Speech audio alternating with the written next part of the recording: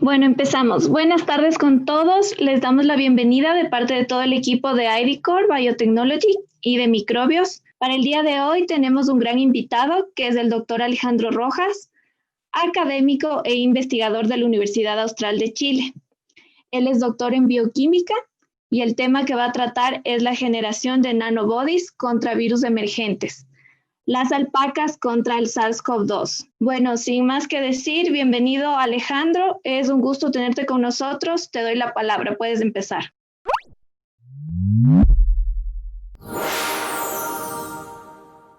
Hola a todos, como les comentaba, yo soy Alejandro Rojas, soy biotecnólogo de formación, posteriormente hice un doctorado en Alemania en bioquímica, biología molecular y ahí me relacioné mucho con las modificaciones posttraduccionales y después fui a Escocia, ahí estuve 6 años en 2 postdoctorados haciendo estudios también en modificaciones posttraduccionales y ahí empecé a trabajar con anticuerpos. Y en ese entonces los anticuerpos que nosotros trabajábamos tenían como finalidad poder dirigir la degradación de proteínas adentro de la célula, un anticuerpo que lograba dirigir la maquinaria de degradación hacia un target en particular. Volví a Chile hace ya casi poco más de 4 años y justamente se presentó la posibilidad de generar estos anticuerpos a través de la utilización de animales, digamos, y en este caso las alpacas. Y ahí les voy a contar por qué son tan interesantes las alpacas. Entonces lo que vamos a hablar hoy día es sobre cómo nosotros podemos utilizar el sistema inmune de las alpacas para poder generar anticuerpos. Entonces, lo principal es comentarles que los anticuerpos convencionales tienen usualmente 4 fragmentos. 2 cadenas pesadas, que son las que ven ustedes acá, más 2 cadenas livianas. Esto es todos los mamíferos. Entonces, en el caso de los camélidos, ellas tienen una fracción de los anticuerpos, que son igual a los convencionales, y una segunda fracción que no tienen cadenas livianas. Las alpacas tienen, como les decía, anticuerpos que son de cadena simple, o sea, que no tienen las cadenas livianas. Por lo tanto, son muy simples y uno puede ir a acceder a este gen que da origen a este anticuerpo y aislarlo. Y si lo logran aislar, lo que van a hacer es que van a poder producir de forma indefinida anticuerpos recombinantes para uso médico. Bueno, las alpacas son animales muy amigables y la verdad es que es importante decirles que nosotros trabajamos con ellos y son como nuestros amigos. Nosotros inmunizamos alpacas así como quien inmuniza a un niño cuando para protegerlo del sarampión, y posteriormente accedemos a una pequeña muestra de sangre de donde sacamos todo el material genético importante para poder aislar estos anticuerpos, mientras la alpaca vuelve al rebaño y se queda con nosotros trabajando durante años. Los nanobodies, como les contaba, son anticuerpos que tienen varias ventajas. La primera es que son muy pequeñitos, y esto les permite, por ejemplo, atravesar la barrera hematoencefálica en algunos casos, o una rápida distribución en el organismo. También la producción de estos anticuerpos, dado que se aísla del animal y se produce de forma ilimitada en bacterias, puede realizarse a través de procesos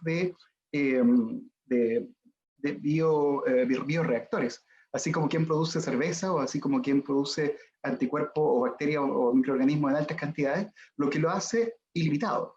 La otra característica que tienen, ustedes pueden ver acá en estos 3 loops de colores, es que son capaces de generar esta región que se va a unir a un epítope específico a alta afinidad. La afinidad es igual a la de un anticuerpo convencional en muchos casos. En algunos casos se generan anticuerpos que tienen afinidades subpicomolares. Además de esto, son muy buenos para el desarrollo de medicamentos porque uno puede mutar la región de la alpaca y hacerla que se parezca más a la región de un organismo humano, humanizándolos, de tal forma que son invisibles para el sistema inmune. O sea, el anticuerpo de alpaca va a ser administrado, pero mutado de tal forma que se va a parecer mucho al anticuerpo del humano. Además de esto, son muy estables, son pequeñitos, son en promedio 6 grados Celsius más estables que los anticuerpos convencionales. Y lo otro es que tenemos la secuencia. Entonces, como tenemos la secuencia, podemos fácilmente editarlos, podemos pegar de 2, de 3, uno que se pega a una proteína, otro que se pega a otra, o 2 que se pegan a la misma proteína, digamos, incrementando la avidez y la afinidad. O colocándole un target, una secuencia que nos permita verlo, visualizarlo. Una proteína fluorescente verde, una sonda radiactiva, y puede ser manipulable, dado que tenemos la secuencia, podemos modificarlo de muchas maneras. Entonces, como les comentaba, fíjense la cantidad de anticuerpos que podemos producir en condiciones in vitro. Esto es alrededor de 25, 50 miligramos de proteína por litro de cultivo. O sea, es muchísima proteína, son muy estables y muy solubles. Entonces, primero les voy a hablar de cómo parte esto y los avances que tenemos en otro área. Nosotros no partimos trabajando en coronavirus, por supuesto, partimos trabajando en hantavirus. Y el hanta es un problema que se presenta en toda Sudamérica, pero acá en el sur es aún peor, porque la cepa que tenemos, que de alguna forma compartimos con Argentina, es una versión de virus hanta, que es la más letal de todas, es el virus hanta andes. Y este genera en Chile una letalidad de entre un 30 a un 40%. Por lo tanto, en Chile es un tema no solo para la gente que vive en la región, sino también para gente que hace turismo, porque gente que va, por ejemplo, a acampar en regiones donde no están habilitadas, puede quedar muy cerca en contacto con los ratones de colilarga, el bandido, digamos, que transmite la enfermedad. Entonces, el colilargo, digamos, si es que toman contacto con las heces o la orina del ratón, pueden contagiarse. Por lo tanto, es muy importante en Chile ciertas recomendaciones, por ejemplo, la mascarilla N95, la que ahora está tan en boga. ¿Qué es lo que hacemos con esto? Estamos en diferentes niveles de desarrollo, en diferentes proyectos. Uno es en asociación con la Fundación Ciencia para la Vida, donde colaboramos con una experta en biología estructural del virus hanta, Nicole Tichler, con quien hemos logrado, bueno, ella ha logrado generar una versión inactiva del virus hanta.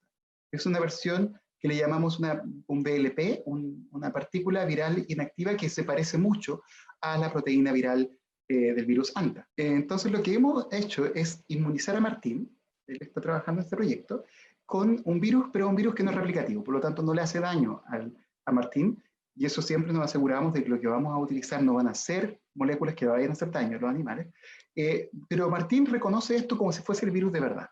Entonces, lo que genera es una respuesta inmune, así como una vacuna. Fíjense, la línea azul muestra qué pasa con la infección de células cuando tratamos el virus y las células con suero de Martín antes de inmunizarlo con el virus. Fíjense que a esta dilución, 1 en 1000, en la línea azul, no se ve una neutralización viral. Sin embargo, después de inmunizar a Martín con este virus inactivo, fíjense que ya 1 en 1000, o sea, significa que 1 mililitro de Martín, o sea, 5 mililitros de Martín podrían neutralizar, digamos, la infección de un paciente, si es que estuviese purificado y inmunizado, y puro, por supuesto. Fíjense que acá neutraliza 100% la infección. O sea que Martín, después de la inmunización, logró levantar una inmunidad que es importante para poder neutralizar el virus hanta. Entonces, ¿cómo? ¿Cómo se hacen esto? ¿Cómo vamos a hacer anticuerpos a partir de esto? Les voy a explicar un poco ahora más en detalle para las personas que pueden tener un poco más de background en el tema de la bioquímica. O sea, primero, en general, se inmunizan, se toma una muestra de sangre y se aíslan anticuerpos que pueden ser neutralizantes como a las infecciones virales. Ahora, fíjense un poco más en detalle, o sea, cómo lo hacemos desde el punto de vista de la gente que hace ciencia. Fíjense que se inmunizan, luego separamos la sangre. Y la sangre sacamos una población de linfocitos periféricos, que son las células que producen los anticuerpos, y que constantemente están produciendo anticuerpos, por lo tanto tienen mucho material genético del tipo del mRNA. Este lo traspasamos a una región, a cDNA, que es el codificante, y sobre el cDNA hacemos un PCR de la región que produce los anticuerpos. Posteriormente aislamos los fragmentos y los clonamos en un sistema que se llama de bacterial display. Acá, no se confundan mucho, vamos a hablar solamente de esta parte. Fíjense que el bacterial display lo que hace es fusionar los anticuerpos pequeñitos de la alpaca a una proteína de membrana de la bacteria, pero de la membrana externa. Va a ir a la membrana externa. Entonces, desde el periplasma pasa a la membrana externa, lo que ustedes ven acá, y este anticuerpo queda expuesto. O sea, cada bacteria expone un tipo de anticuerpos en su membrana celular externa. Y con eso, nosotros somos capaces de aislar el anticuerpo haciendo diferentes técnicas de afinidad. A esto le vamos a llamar bacterial display. Lo desarrolló Luis Ángel Fernández de la Universidad de Madrid, del Instituto de Biotecnología. Entonces tenemos bacterias que tienen en su membrana una proteína conocida como una inteína, y esta inteína tiene un tag para poder mirar o detectar los anticuerpos, y a su vez tienen un anticuerpo pequeñito que es capaz de unirse al epítope que uno quiere aislar. Entonces lo que hacemos es exponer el cultivo de bacterias que expresa estos anticuerpos a la proteína que nosotros inmunizamos, la que queremos nosotros encontrar anticuerpos individualizados que podamos producir de forma ilimitada. Entonces hay diferentes maneras de hacerlo. Una es unir esto a una superficie inmóvil, que pueden ser bits o esferas que están recubiertas de esta proteína y que tienen un corazón magnético, o sea que pueden pegarse directamente a un magneto, y así podemos eludir todas las que no se pegan y finalmente sacar el magneto y eludir las que sí se pegan. O a través de una tecnología un poco más compleja, que es el cell sorter. O sea, podemos, en vez de fusionarla en la proteína de epítope, la que queremos, la que usamos para cazar el anticuerpo, en vez de inmovilizarla, lo que podemos hacer es marcarla fluorescentemente. Y al marcarla fluorescentemente, vamos a ser capaces de teñir las células que unen a esta proteína de color, y las podemos aislar, por ejemplo, como ustedes ven acá, a través de un cell sorter, que es una máquina que aísla células de forma individual, dependiendo de diferentes características, entre una de esas, la intensidad de fluorescencia. Como pueden ver acá, entonces si fuese fluorescente, nosotros podemos unir a la membrana, y ustedes van a ver que dentro de la población de miles de millones de anticuerpos, va a haber una pequeña fracción que se va a colorear.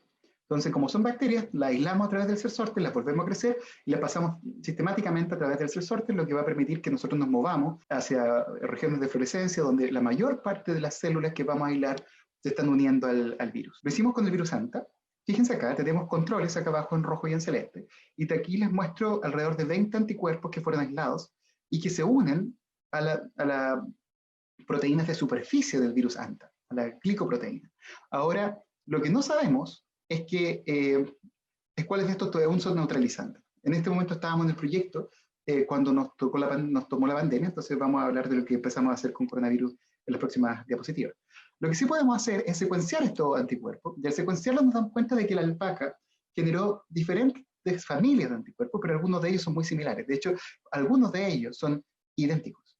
O sea, fíjense esos dos.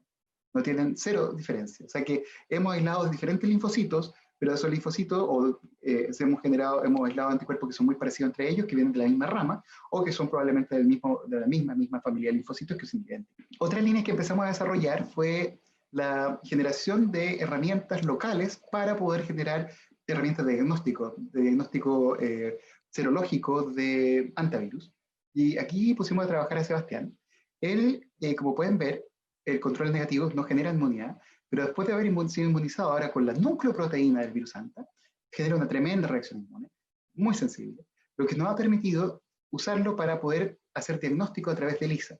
Fíjense acá, en la parte de abajo del gráfico, tienen un anticuerpo de conejo. Este anticuerpo de conejo es el que se ocupa en todo Chile para el diagnóstico de antivirus. El de acá, la barra siguiente, es el anticuerpo de Sebastián antes, o sea, el suero de Sebastián, antes de ser inmunizado. Y la barra siguiente es el anticuerpo de Sebastián después de haber sido inmunizado con la nucleoproteína del virus ANTA.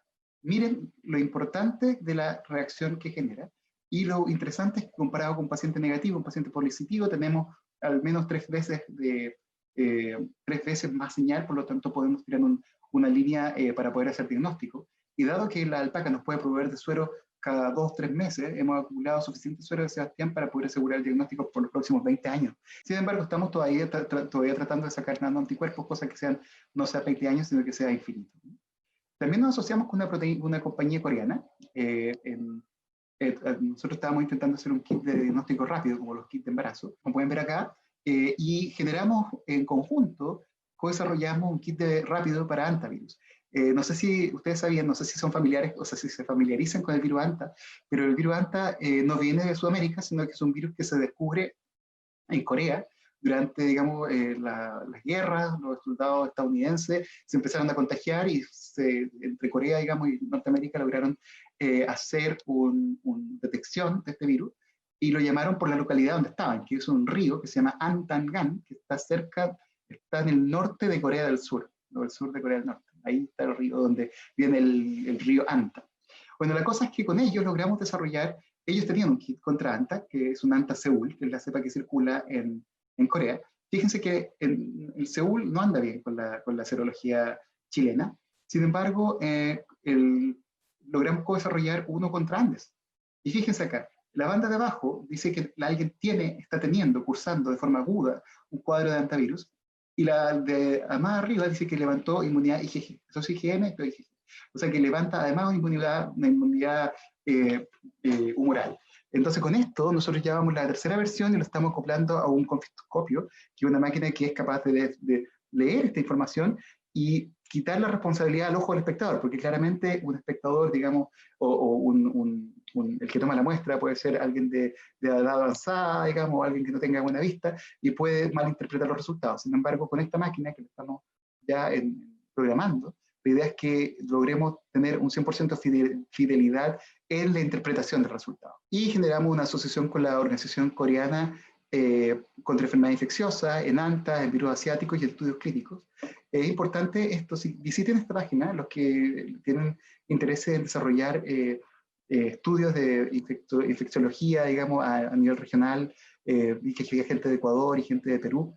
Del Perú hay miembros del COICIT, de Ecuador no hay miembros del COICIT, y si ustedes tienen la intención de colaborar, probablemente puedan formar parte de esta red que se generó, somos 13 países, participa Chile, de Latinoamérica, Brasil, Perú y México, pero es una excelente red de contacto, y aparte que ellos tienen un financiamiento básico, pero que permite coordinar acciones en conjunto, lo que me parece extraordinario. Bueno, ahora vamos a saltar al tema que nos convoca, que es el coronavirus.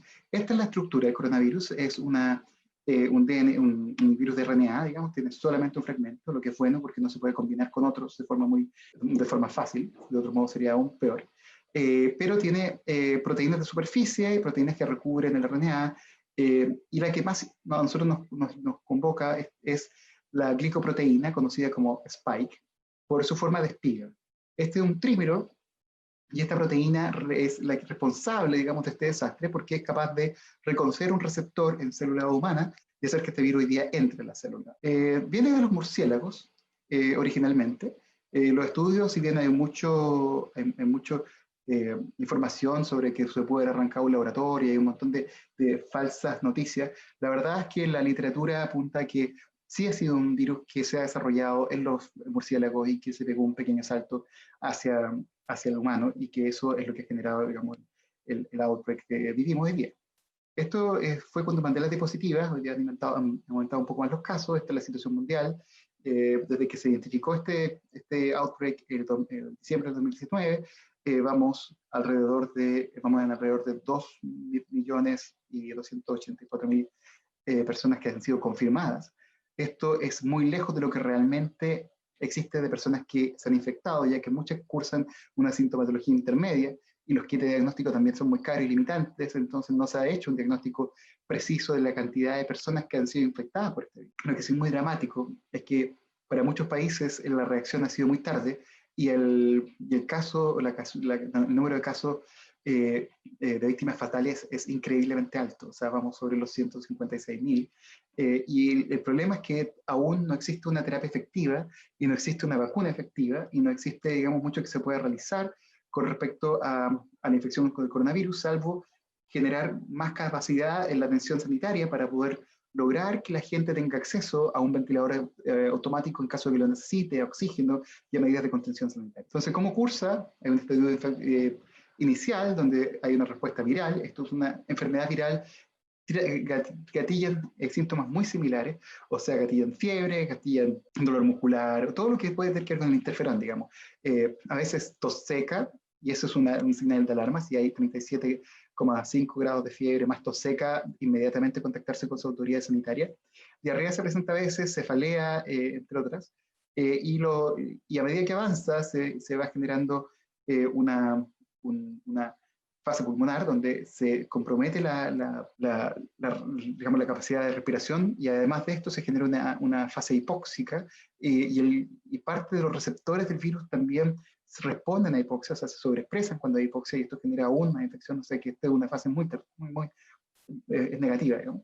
Y finalmente, cuando esto sobrepasa las barreras de contención del sistema inmune, se genera una fase de una respuesta inflamatoria descontrolada, que muchas veces llega a generar una insuficiencia cardíaca y un shock agudo, porque todo el sistema inmune del organismo se dirige hacia los pulmones a través de una tormenta de citoquinas con muchísima expresión de interleuquinas, sobre todo interleuquina 6, y eso es lo que se está utilizando ahora, inhibidores de interleuquinas, para poder bloquear en la fase inflamatoria, digamos, que el sistema inmune siga siendo reclutado y siga yéndose hacia los pulmones. ¿Cómo se ve esto? Usualmente cuando uno mira una fotografía de un virus entrando a la célula en una enciclopedia de un virus entrando a una célula, la situación real es algo como esto. Tejidos que están embebidos en muchos virus. Cada célula produce millones, o sea, miles de virus, y esos miles de virus infectan las siguientes células, aunque genera una situación extremadamente compleja para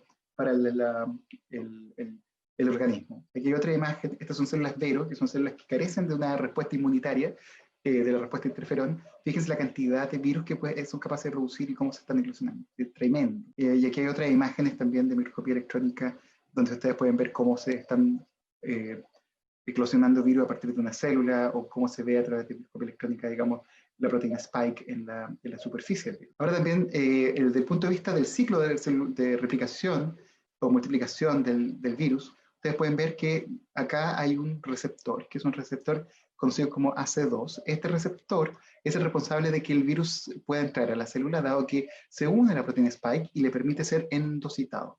Una vez que es endocitado, se fusiona con la membrana, su membrana, es un virus de membrana, se fusiona y permite que el material genético se libere hacia el citoplasma, donde se genera una replicación del material genético.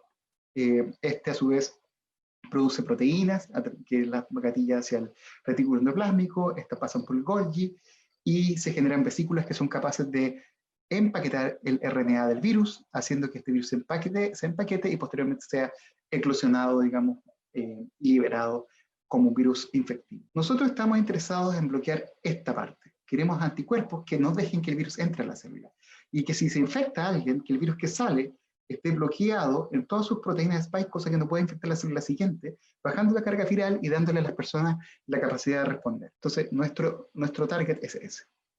Y en particular, hemos tenido, les voy a contar algo, hemos tenido una suerte bueno, suerte, digamos, hemos tenido mucha suerte. Él es, no sé ni siquiera cómo pronunciarlo, Songsan Khyentse Rinpoche. Es un monje budista que visitó el año pasado a un colega neurólogo con el que estamos trabajando también en generar anticuerpos para el diagnóstico de Parkinson. Resulta que él, en una reunión con los médicos en Santiago, le preguntó a mi colega, en una feria de estas de souvenirs, ¿qué animal era ese? Por una alpaca.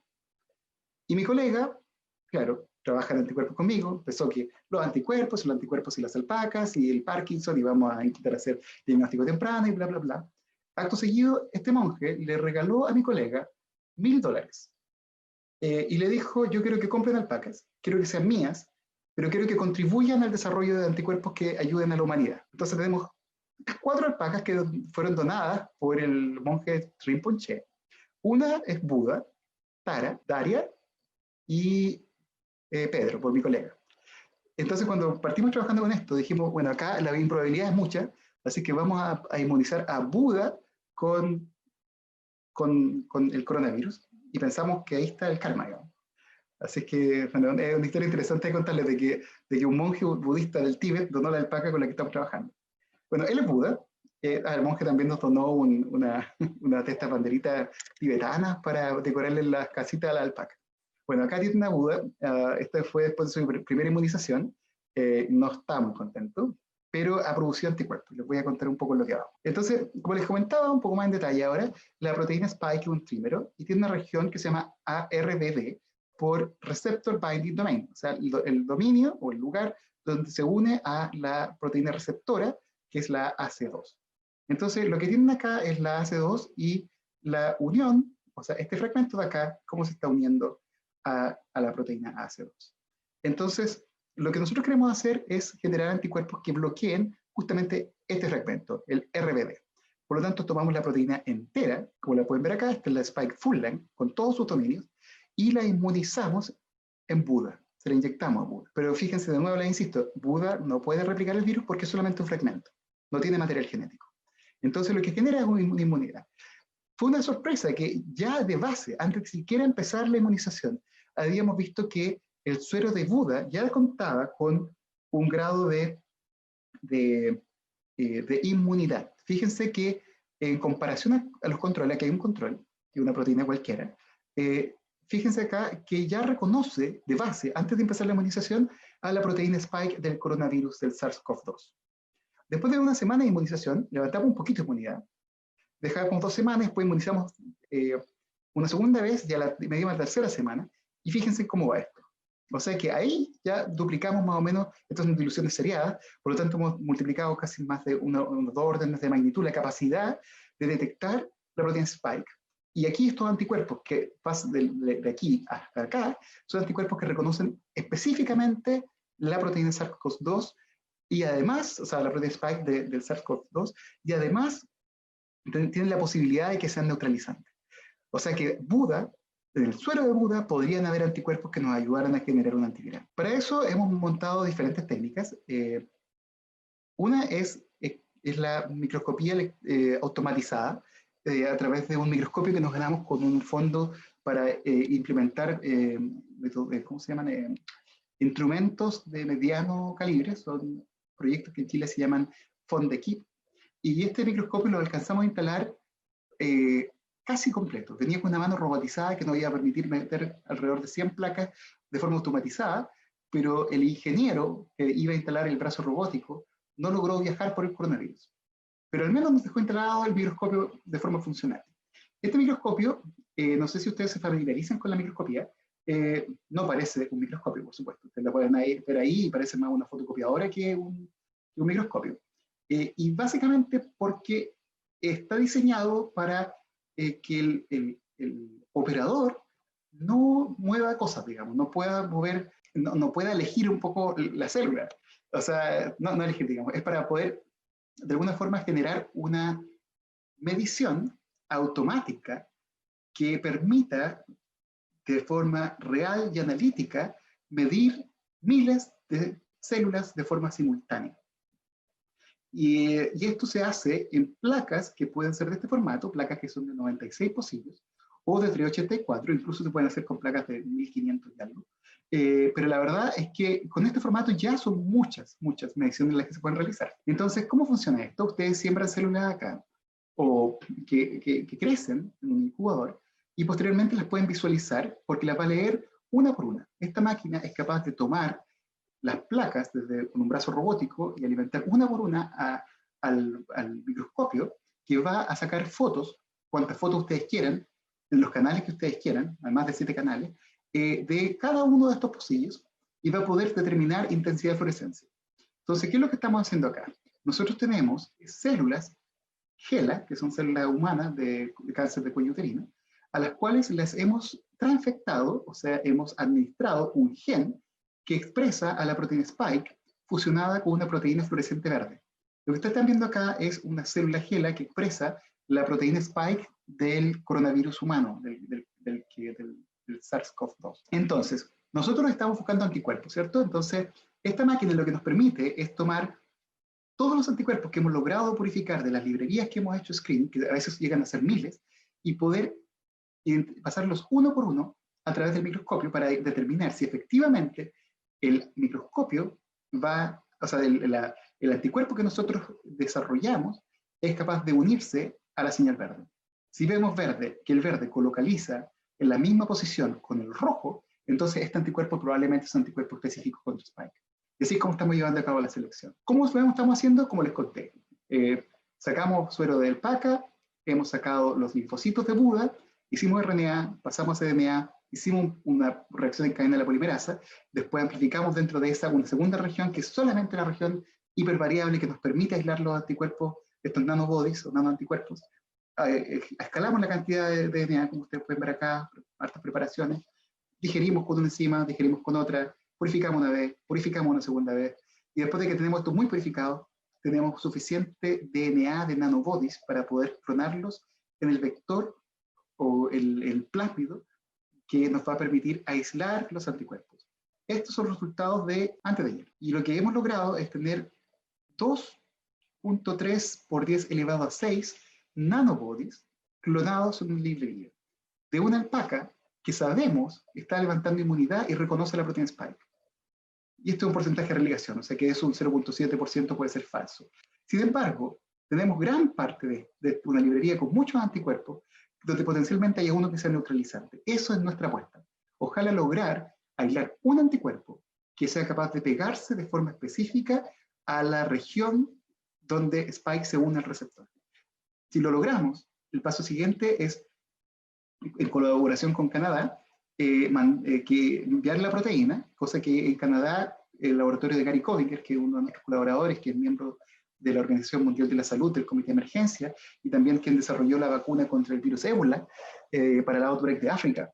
Con él tiene montado un sistema de neutralización. Eso significa tener el virus malo, digamos, el que te puede infectar, con condiciones de bioseguridad 3, donde él tiene células que puede infectar y puede medir cuánto de este virus entra a la célula, en presencia o en ausencia de este anticuerpo que estamos generando recombinante que viene de la librería de Buda.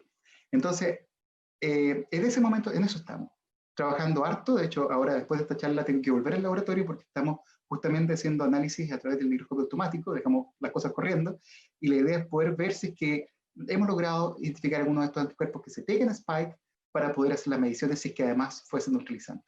En general, las farmacéuticas tienen esas posibilidades de búsqueda de anticuerpos, o sea, búsqueda de fármacos, y hay dos elementos de baja probabilidad. El primer elemento de baja probabilidad es el que ustedes pueden ver, que tiene un anticuerpo que tiene una ¿cómo se llama? O sea, vuelvo atrás.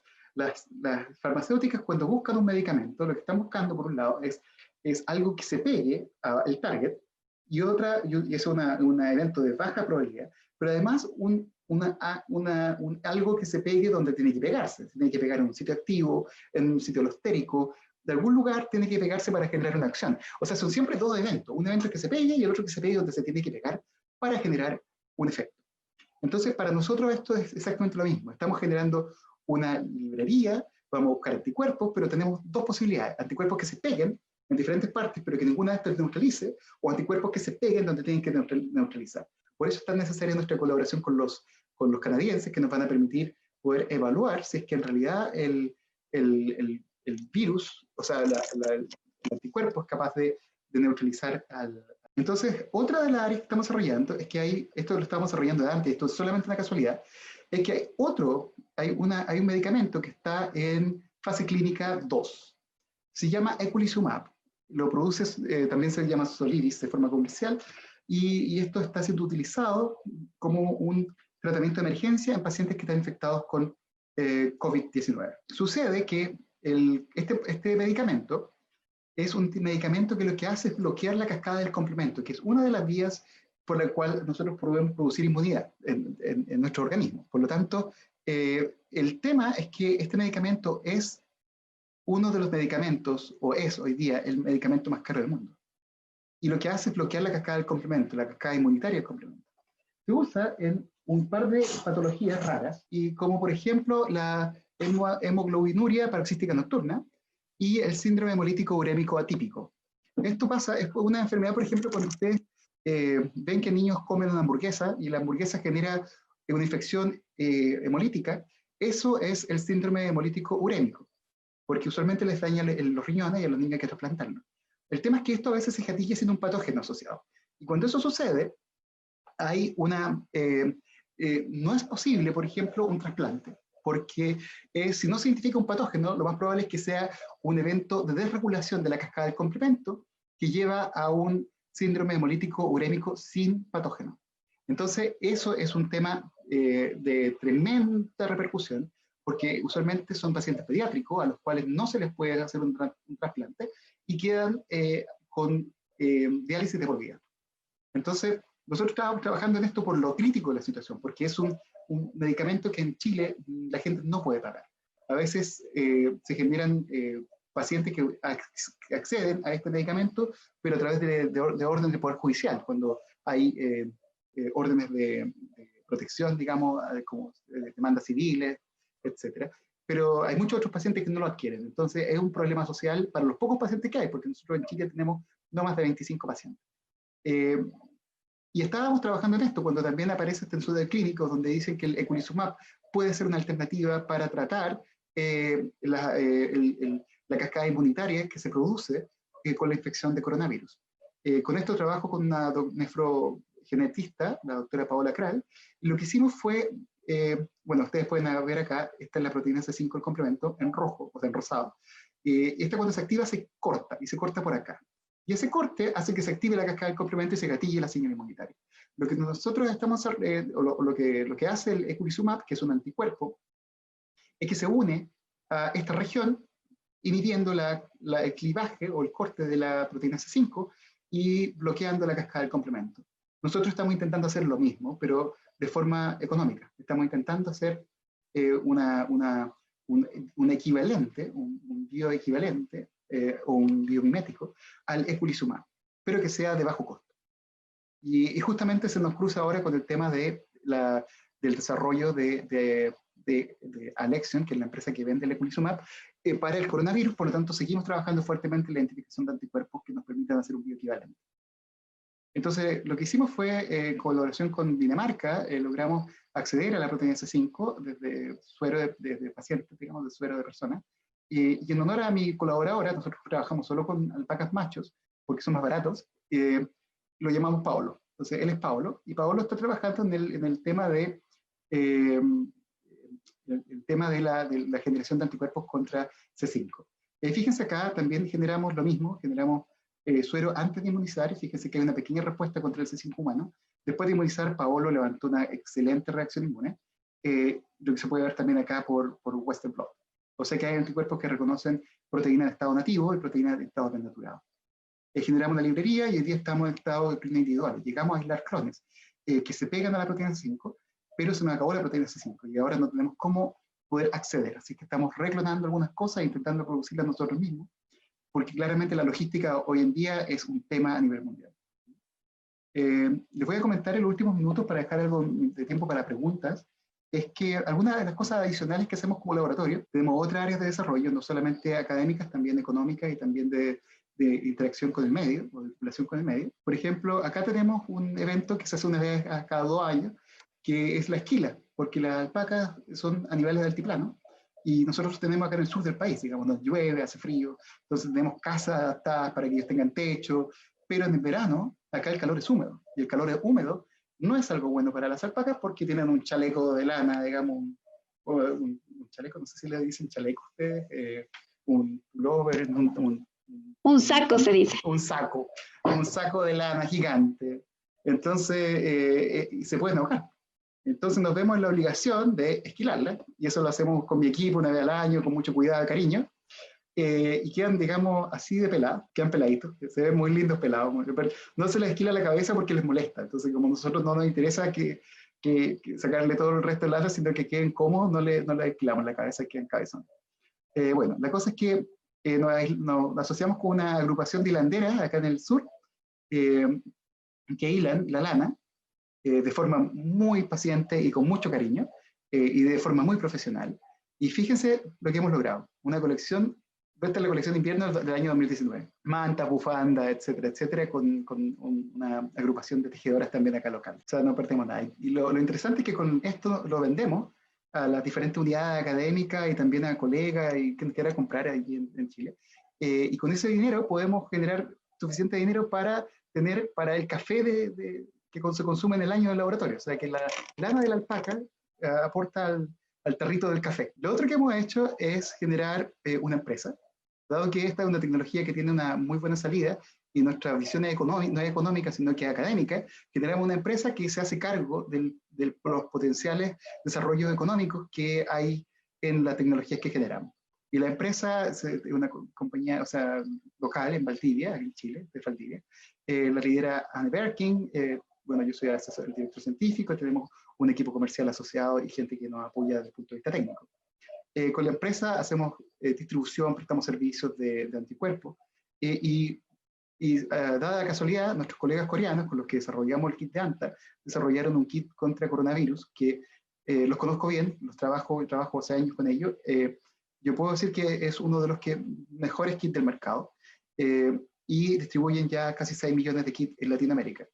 Entonces, si alguien necesita kit en Latinoamérica, necesitan un proveedor, mándenme un mail, yo los puedo dejar en contacto para que puedan acceder, digamos, a un batch o lo que sea necesario para que puedan hacerse cargo del diagnóstico serológico. Esto no es un diagnóstico precoz, porque justamente hay que esperar que levante una respuesta inmune, pero dentro de los kits de diagnóstico, este es uno de los más sensibles porque separa la reacción de IgM en un kit y en IgG en el otro.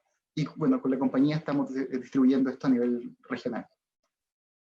También creamos una suerte de superhéroe. Bueno, creamos una estrategia de marketing con la empresa, y se lo comento solamente para que tengan una visión de la dimensión de los desarrollos en los cuales estamos involucrados. Y esta es una alpaca, y es una alpaca superhéroe, que en el fondo tiene como finalidad ayudar a los investigadores con sus experimentos. Y como somos muy proactivos, y mis estudiantes y mis colaboradores les encanta como la fiesta, y les encanta divertirse con el laboratorio, se le ocurre la idea de que el superhéroe debería ser un videojuego. Entonces lo bautizamos como NanoBuddy y desarrollamos videojuegos. Entonces, en algún momento, más adelante les puedo mandar el link cuando esté terminado, de una alpaca que va dentro del torrente sanguíneo para poder atacar a un tumor. De hecho, va a ser como un juego, como una inmunoterapia. Pero esto tiene que ver con que un estudiante de doctorado llama a Berkeley Biotechnology y le pide ayuda. Entonces Berkeley Biotechnology le manda a la alpaca para que lo ayude, y esta alpaca lo que está haciendo es tratar de ayudar al estudiante de doctorado en desarrollar una inmunoterapia. Bueno, sin más, dar las gracias a mi equipo de trabajo. Bueno, esta es parte de mi equipo de trabajo, estos son nuestros non-human researchers.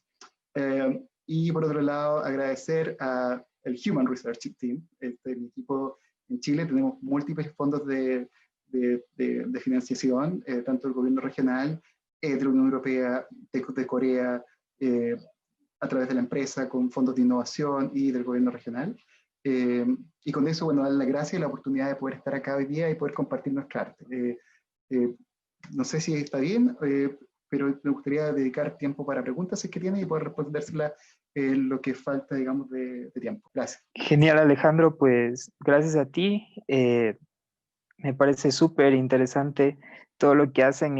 Nunca había escuchado que un laboratorio pues haga literalmente, lo puedo llamar como un circuito de bioeconomía dentro del laboratorio, incluyendo videojuegos. Es algo genial. Muchas felicidades, y bueno, pues sí, ahorita nos robamos un poquito de tu tiempo más para responder algunas preguntas que los expositores, pues, los participantes están realizando. En Facebook Live nos pregunta Verónica Sánchez si es complicado trabajar con alpacas con respecto a los permisos de manejo animal y comités de bioética. Mira, nosotros acá en Chile tenemos 4 tipos de camélidos. Tenemos alpacas, llamas, vicuñas y guanacos. Los domésticos son las vicuñas, o sea, son las alpacas y las llamas. Esos son los que son conocidos como animales domésticos. Y con ellos no hay una restricción desde el punto de vista del manejo. O sea, se puede trabajar con alpacas y con llamas, siempre y cuando se acoja a todos los protocolos bioéticos del país donde corresponde. En este caso, nosotros pasamos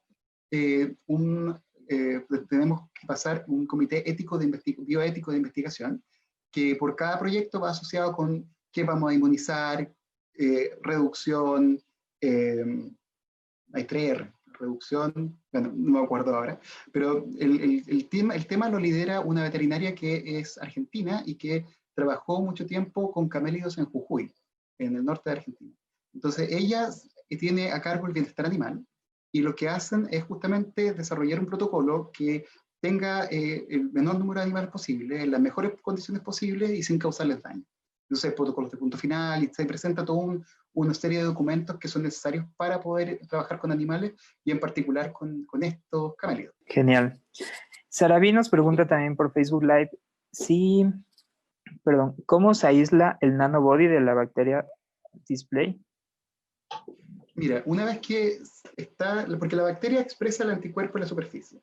Entonces, una vez que nosotros detectamos que el anticuerpo se une de forma específica al epítope, ya sea por fax o por alguna otra tecnología, microscopía, lo que hacemos es tener que subclonarlo. Entonces, hay 2 metodologías. Una es amplificarlo con partidores, sacar el gen y reclonarlo en un vector de expresión de bacteria.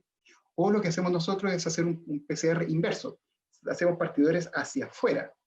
Y con eso sacamos la inteína, que es la que hace que el nanobody se vaya al periplasma, a la membrana externa, y introducimos un PEL-B, que es una región que hace que el nanobody ahora se exprese en el periplasma. Y eso hace que sea muy soluble, que se pliegue de buena forma y que se pueda expresar en altas cantidades. Dice María Fernanda Pazmiño, ¿cuánto tiempo han tardado en obtener la librería de anticuerpos desde la inmunización de Buda? Mira, la inmunización, esto partió, nosotros formamos parte del COICIT, de esta organización coreana, entonces rápidamente desde COICIT nos llega la alerta de que había una pandemia, o sea que esto iba mal en China, iba mal en Asia y que había que hacer algo. Entonces ya nosotros en enero mandamos a sintetizar las proteínas a China. Se demoraron casi 7 semanas, porque son proteínas que se producen en condiciones, en células, digamos. No son la proteína Spike que nosotros necesitamos utilizar, tiene que ser producida en un contexto que sea parecido al sistema en el cual la proteína Spike infecta. Entonces tiene que ser producido en células humanas o en células de baculovirus que tienen justamente esta capacidad, digamos, que son células de insectos, pero que también glicosilan las proteínas, digamos. Entonces, una vez que nosotros tenemos la proteína en nuestras manos, y eso fue lo que más demoró, tenemos un proceso de inmunización que dura 8 semanas. Sacamos suero el día 0, al día 1 se inmuniza, y sacamos un poco de suero para tener suero preinmune, para saber si es que el sistema reacciona o no. Y después cada 2 semanas se inmuniza una vez cada 2 semanas durante 4 veces en un periodo de 8 semanas. Y después de la última inmunización se demoran 3 días y sacamos sangre, y en eso demoramos 1 semana en construir la librería. Ahora, en este caso, como es una urgencia, lo que hicimos fue inmunizar 2 semanas, inmunizamos segunda vez, sacamos sangre el tercer día. O sea, demoramos casi 3 semanas en general la librería, un poquito más, 4 semanas. Alejandro Almedo nos pregunta, dice, excelente presentación. Dice, para la librería de nanoanticuerpos que generaron, ¿cómo seleccionaron los clones que contenían el plásmido con la secuencia codificando para su nanoanticuerpo de interés? En este caso, el nanoanticuerpo para hantavirus. Claro, en el hantavirus lo que hicimos fue tomar toda la librería y teníamos al virus hanta vacío, lo teñimos de color rojo, le pegamos una molécula roja. Entonces lo mezclamos con la librería y lo que sucedió es que el virus rojo se pegó a las células o a las bacterias que expresan justamente el anticuerpo que corresponde. Y eso hace que se tiñan de manera roja las bacterias que unen o que expresan en la superficie del anticuerpo, lo que nos llevó a posteriormente hacer una selección por cell sorter, y el cell sorter aísla las células que nosotros estamos indicando que son las rojas, que son las que nosotros queremos evaluar. Y justamente las echamos una placa de cultivo, crecemos los clones individuales y después los probamos nuevamente individualizados para ver que cuando están aislados de forma individual, generan un corrimiento de la curva de la fluorescencia muchísimo más dramático. Y así es como se caracteriza. Marvel Torres pregunta, de los nanobodies que salen de la biblioteca, ¿cuántos son efectivos de su poder de neutralización y en qué células las hacen las pruebas? Claro, desde el punto de vista de los nanobodies para ANTA, no hemos llegado a probar cuáles son los neutralizantes. Hemos quedado ahí, tenemos los clones, pero no alcanzamos a probarlos porque justamente lo que pasó es que con el outbreak es que toda la actividad de posgrado se cancelaron, y la gente que se quedó trabajando, bueno, mandamos a todos los estudiantes a sus casas, y los que se quedaron trabajando están trabajando solamente en coronavirus. Entonces, no lo hemos podido probar, pero justamente lo que hay que hacer ahora, el paso siguiente, es expresar estos 30 anticuerpos que tenemos. En realidad tenemos 200, pero son 30 los que hemos escalado, y adentro de estos 30 mandamos a sintetizar de forma optimizada un miembro por familia. Tenemos 7 familias de anticuerpos, pero hay que probarlo ahora para su capacidad de neutralizar en condiciones in vitro. Las células que se usan son células Vero, que son células de primates no humanos, pero no tienen una respuesta de interferón, por lo tanto replican muy bien el virus y son muy buenas para ser infectadas.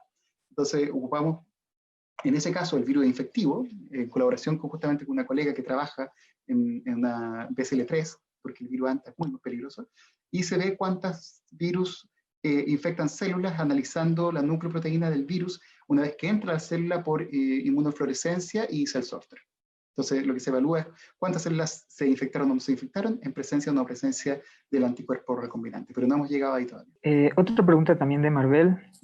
Dice que el nuevo test que menciona, ¿en cuántos casos han sido probados para determinar su sensibilidad? Dice, y si me gustara el contacto del centro que lo desarrolla, gracias por su presentación. Si se podría hacer el nanobodies en Ecuador también. Entonces, lo puedes escribir en mi correo. Ese es mi correo acá de la Universidad Austral. Para que, si es que quieren acceder justamente a los kits de diagnóstico, yo los puedo colocar en contacto con la empresa coreana para que logren comprarlo en sus países correspondientes y hacer la importación. Igual ahí tienen que ver si es que hay una empresa, digamos, que haga los compra y todo eso, pero eso es algo que es factible y yo los puedo colocar en contacto sin ningún problema.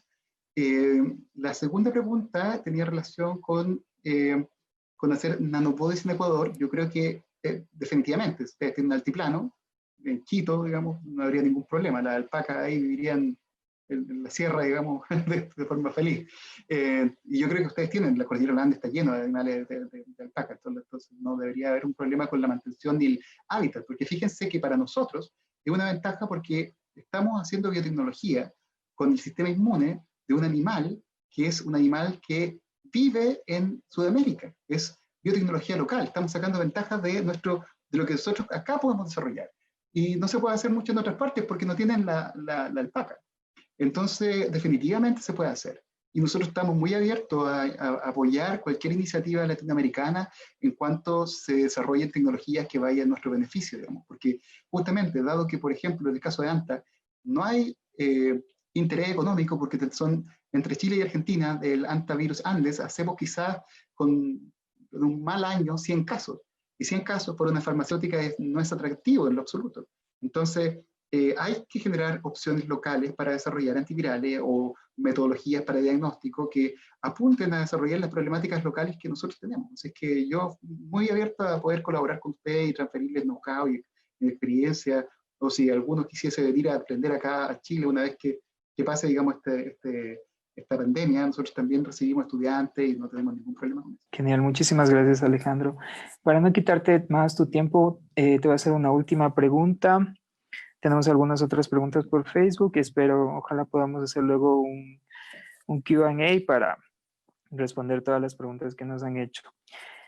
A ver, dice, Eddie Jaque dice, ¿cuál es el panorama que tiene usted acerca de una vacuna para combatir la COVID-19? ¿Por qué me preguntan eso? Mira, la verdad es que yo estoy en una encrucijada en Chile. Hay diferentes tipos de vacunas, pero partamos de lo básico. Lo más básico es que todavía ni siquiera se sabe que la infección genere una inmunidad de memoria. No sabemos si es que las personas que se infectan efectivamente no generan, generen una inmunidad que les permita de forma sostenida en el tiempo una inmunidad contra el virus. O sea, no sabemos si se van a volver a infectar. Y de hecho, hay muchos casos reportados de gente que ha vuelto a tener coronavirus. De hecho, hay gente que incluso se ha muerto de una segunda infección. También hay un estudio que muestra que la gran parte de las personas que vuelven con una infección son pacientes bajo 14 años. O sea, los niños, por ejemplo, se infectan de forma muy parcial y eso no es suficiente para generar inmunidad, se van y después vuelven de nuevo infectados a veces. Entonces, ese tipo de investigación es fundamental para saber si es que en realidad vamos a ser capaces de generar una vacuna. Ahora, en general los virus respiratorios generan una mala inmunidad. Entonces puede ser que una combinación de vacunas que apuntan a levantar inmunidad de linfocitos B, linfocitos T, con proteínas, con DNA, con diferentes cosas, y varias rondas, hacer varias rondas de inmunización, puedan levantar suficiente inmunidad para protegernos durante un tiempo del coronavirus. Pero este bicho se va a quedar acá de forma permanente. Entonces, en lo particular, yo tengo todas mis apuestas en participar del desarrollo de vacunas. Y de hecho tenemos una en Valdivia que fue desarrollada por nuestro colaborador, justamente el que desarrolló la vacuna contra el ébola. Y lo que hicimos fue, ahora estamos haciendo un plan de desarrollo, acabamos de pasar todo el plan bioético para la inmunización de alpacas con una de las primeras vacunas contra el coronavirus. Es una vacuna de DNA que necesita un inyector específico, que también es una creación de ellos, que es como una máquina tatuadora, porque tiene que introducir el DNA dentro de la célula. Y en las conversaciones con Ecuador se dio la posibilidad de hacer un ensayo clínico en pacientes en Chile en un periodo de alrededor de 5 meses. Sin embargo, a pesar de todos mis esfuerzos de sumar a las autoridades, sumar a los empresarios, a esta iniciativa no he logrado levantar financiamiento. De hecho, antes de ayer se me ocurrió, desafortunadamente, intentar posicionarlo a nivel de los medios. Lo hice anteriormente, pero esta vez fue más directo. Y la gente reaccionó mal, como que reaccionó pensando que nosotros queríamos, o que Canadá quería usar a los chilenos como conejillos de India, cuando la verdad es que yo he estado peleando por tener acceso a esto, porque sabemos que si logramos participar del desarrollo, vamos a poder tener acceso de forma temprana a las vacunas. Entonces, claramente, yo no sé por dónde ir. Estoy un poco frustrado con respecto a eso, porque creo que la única forma que tenemos como sudamericanos de llegar a tener acceso de forma rápida es que nuestros gobiernos comprometan financiamiento al desarrollo temprano de las vacunas, y en ese caso, y en los estudios clínicos también, o sea, que tengamos control sobre la producción. Y eso es, o sea, yo creo que si nosotros como latinoamericanos no participamos, la verdad es que se ve relativamente mal el panorama, porque los chinos van a vacunar a los chinos, los europeos, y los americanos, bueno, sabemos que los norteamericanos, sobre todo los estadounidenses, no sueltan ni siquiera las mascarillas, o sea, imagínate la vacuna. Exacto, se nos viene difícil y si nosotros mismos no hacemos algo, pues nadie más nos va a dar la mano. Bueno, pues Alejandro, ha sido un gusto totalmente haberte tenido el día de hoy. Ha sido una charla magnífica, mucha suerte con tu trabajo. Esperamos pues que haya buenos resultados, ¿no? Que haya la colaboración de parte de los gobiernos que tanto se necesita y bueno, pues que podamos salir de esta muy pronto, ¿no? Y de la mejor forma. Sí, mire, yo les Muchas deseo lo gracias. mejor. Además, asegurar que nosotros tenemos algunas herramientas moleculares, anticuerpos, como les decía, algunos acceso a proteínas que pueden ser interesantes para poder implementar el diagnóstico. Así es que si es que ustedes necesitan, o si en parte dentro de las redes sudamericanas que necesitan contar con nuestro apoyo para el know-how, desarrollo de LISA, diagnóstico, lo que sea, por favor no duden en contactarme y trabajamos en la posibilidad de generar alianzas y co-desarrollo.